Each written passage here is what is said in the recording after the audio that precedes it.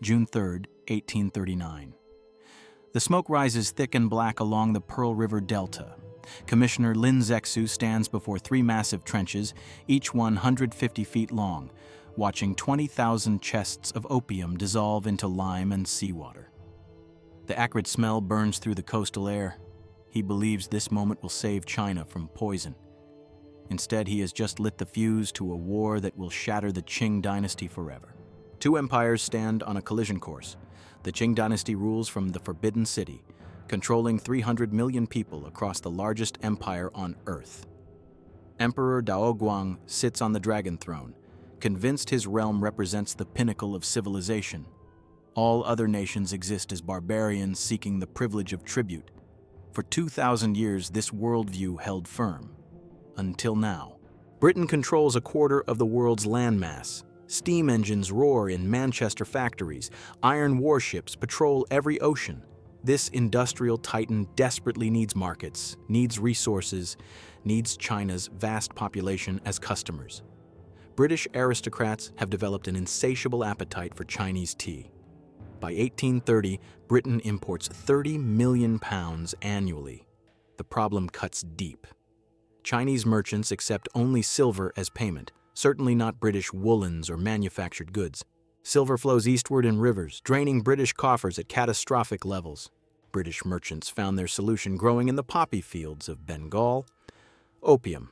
The East India Company cultivates it, processes it, ships it to China's coast. Chinese smugglers distribute it through 1,000 channels. The drug enters like poison through veins. Silver starts flowing backward. The balance shifts. Britain grows rich while China bleeds. Now, Lin Zexu has destroyed millions of pounds worth of this narcotic. He thinks he has won a legal battle against criminals. He has actually handed the British Empire the perfect justification for war. The smuggling ships anchor in deep water off Guangzhou, beyond the reach of Chinese patrol boats. Local dealers row out under cover of darkness, exchange silver for wooden chests stamped with the East India Company seal. By dawn, the opium has vanished into the city's network of dens and distributors.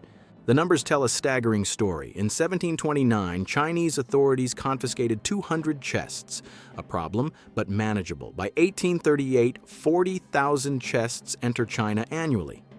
Each chest contains 140 pounds of pure opium. Over 5 million pounds of narcotic flooding into a nation every single year. The math becomes horrifying.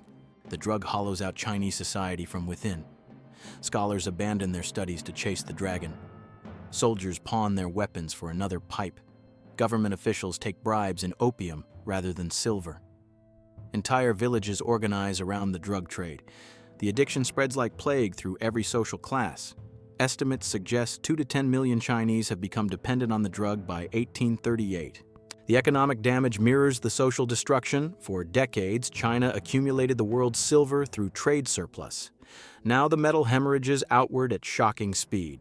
Between 1830 and 1840, over 100 million silver dollars leave the country. The currency collapses. Peasants pay taxes in silver that has tripled in price against copper. Rebellions erupt across provinces as ordinary farmers face bankruptcy from exchange rates alone. Emperor Daoguang watches his empire crumble from within. Court officials present memorials daily describing the crisis. Two factions form in heated debate. The pragmatists argue for legalization and taxation, turning poison into revenue at least. The moralists demand total prohibition and harsh penalties for dealers and users alike. The debate rages for months while addiction rates continue climbing.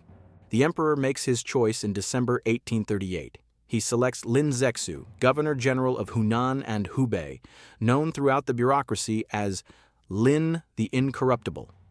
Lin has spent years fighting opium in the interior provinces. He burned pipes, executed dealers, forced addicts into brutal withdrawal programs. His methods work but leave no room for compromise. The emperor hands him absolute authority over Guangzhou, China's sole legal port for foreign trade. Lin arrives in March 1839 with imperial edicts and iron determination. The confrontation begins. Lin Zexu steps off his official boat onto Guangzhou's docks carrying the emperor's yellow silk scroll. The document grants him powers that terrify even senior officials. Execute without trial. Confiscate without appeal. Act first, report later. At age 54, Lin has built a reputation that makes corrupt merchants flee provinces before his arrival.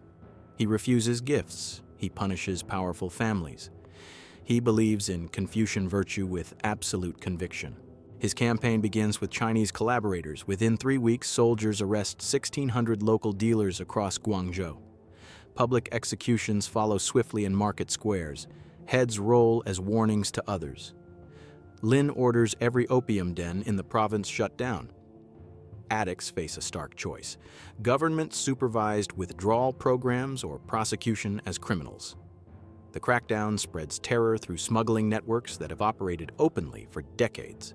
Then Lin turns his attention to the foreigners. On March 24th, he surrounds the 13 factory compounds that house British merchants along the Pearl River. No violence, just isolation. Chinese servants vanish overnight. Food vendors stop appearing at gates. Water deliveries cease. Armed soldiers stand at every exit but issue no threats. The foreigners simply find themselves trapped, cut off from supplies and their ships downstream. Charles Elliot, the British Superintendent of Trade, realizes his impossible position. He cannot fight his way out without starting a war. He cannot negotiate because Lin refuses all meetings until every ounce of opium gets surrendered. British merchants beg him to compromise. American traders offer to mediate. Lin just waits, adding pressure day by day. After 6 weeks, Elliot capitulates. On May 18th, he signs documents transferring all British-held opium to Lin's custody. 20,283 chests. Over 3 million pounds of the drug.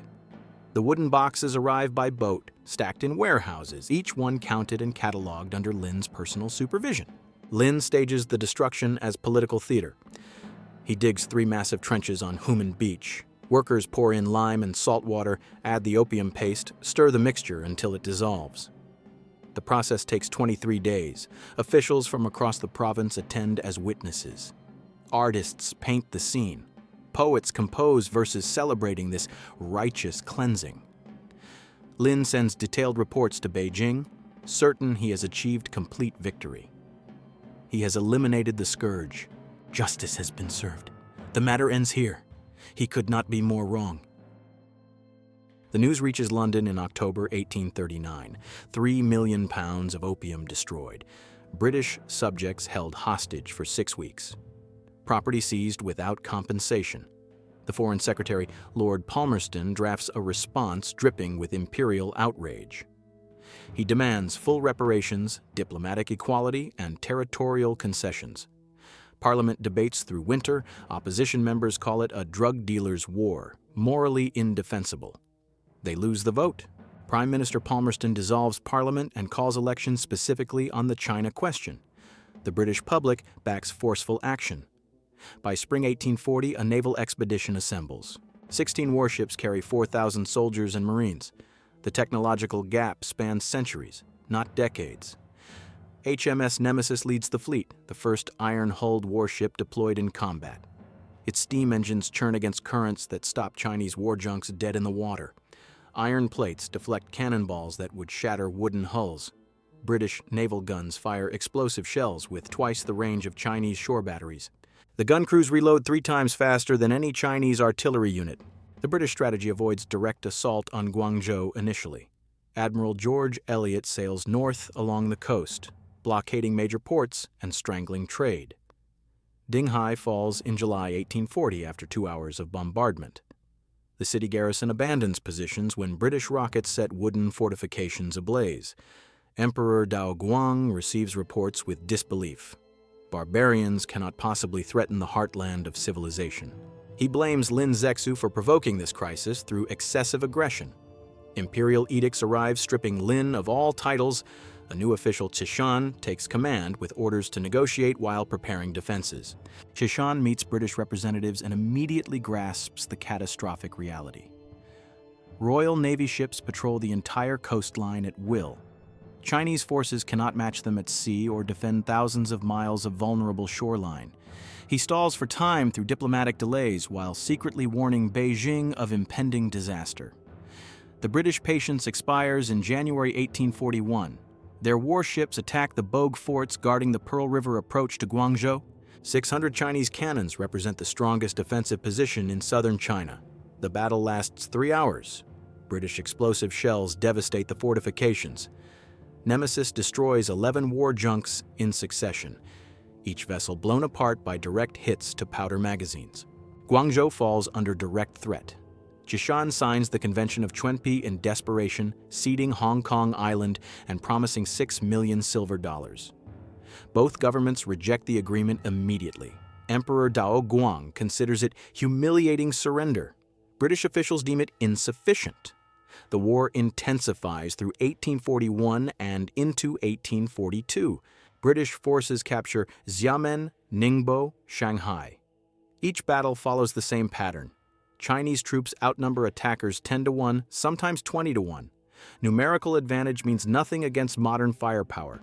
At Ningbo, 10,000 Qing soldiers launch a night assault on British positions. Sentries detect the approach. Artillery and rifle fire cut down attackers in waves.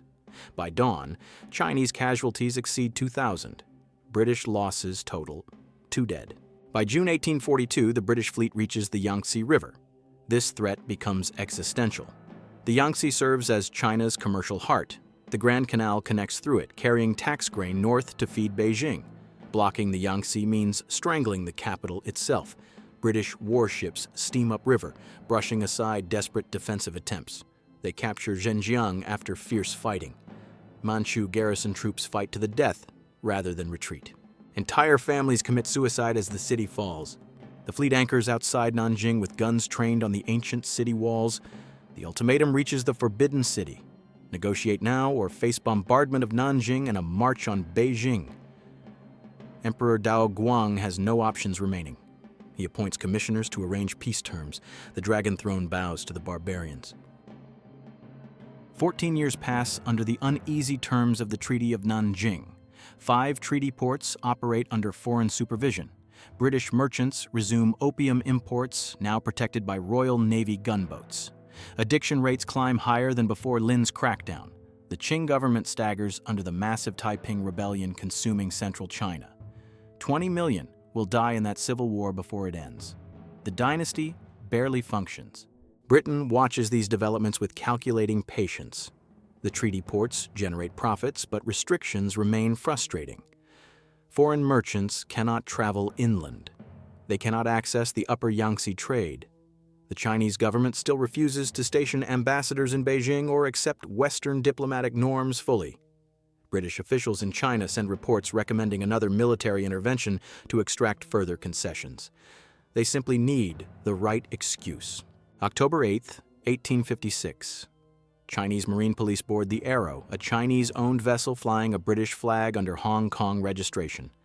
The authorities arrest 12 crew members for piracy and smuggling. They lower the British ensign during the raid.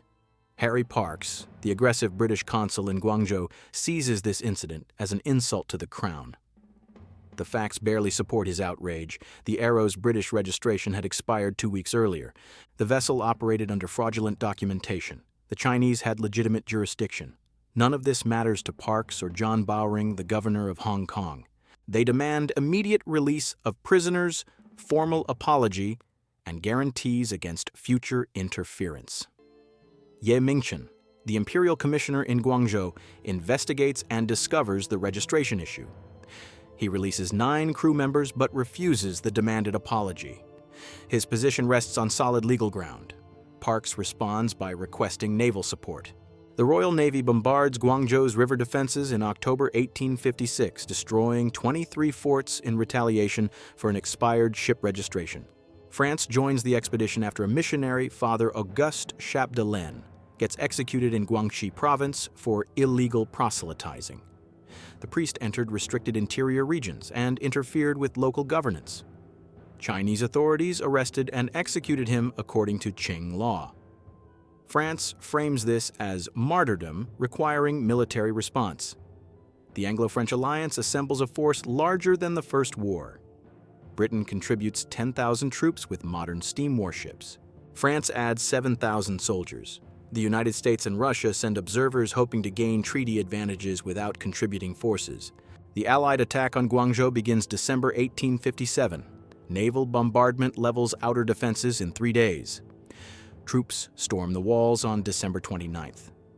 Ye Mingchen refuses to flee, maintaining official dignity even in defeat. British soldiers find him in the administrative compound still wearing formal robes. They capture him and exile him to Calcutta, where he starves himself to death rather than accept the humiliation. Guangzhou falls under foreign military occupation for the next 4 years. The demonstration of Qing impotence becomes unmistakable. The dynasty cannot protect its own provincial capitals. Authority crumbles not just from foreign pressure, but from internal perception of incompetence. The Allied fleet moves north in 1858, reaching Tianjin near Beijing. They demand negotiations at gunpoint. The Qing court dispatches officials to sign the treaties of Tianjin in June. The agreements open 11 new ports to foreign trade.